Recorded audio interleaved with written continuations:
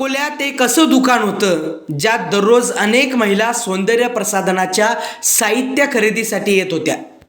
परंतु या दुकानातील कुकर्मी कर्मचाऱ्यांचा काही वेगळाच डाव.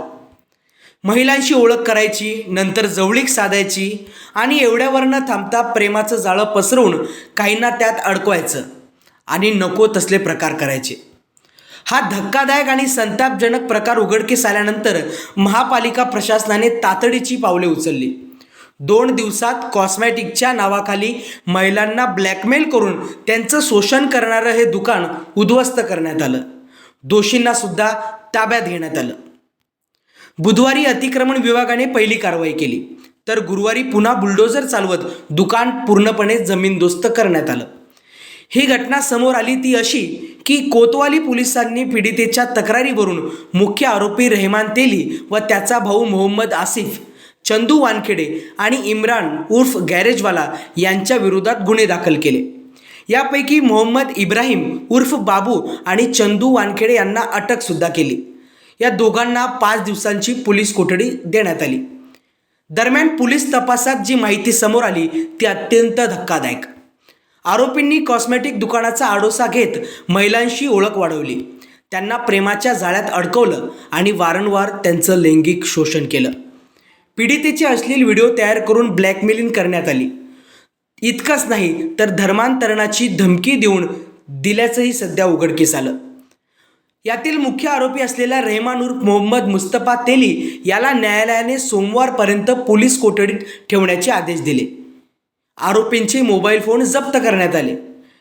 प्रकरणाचा पुढील तपास डिजिटल पुराव्यांच्या आधारे सुरू आहे. महिलांच्या सुरक्षेबाबत शून्य सहनशीलतेचा संदेश देत अकोला महापालिकेची ही बुलडोझर कारवाई सध्या चर्चेचा विषय ठरत आहे. अशा गुन्ह्यांना आळा घालण्यासाठी कठोर कारवाई हाच एकमेव मार्ग असल्याचे मत शहरवासी व्यक्त करतायत. गांधी चौक इथे हिंदी घर नामाचं दुकान आहे.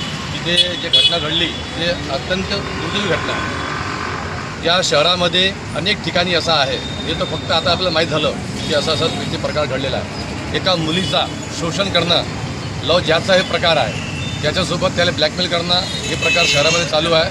हा एक ठिकाणी नाही आहे, कॉलेजेस आहेत, आपला भाजी मार्केट आहे, काला चबुतरा एरिया आहे, इथे हे प्रकरण चालू आहे.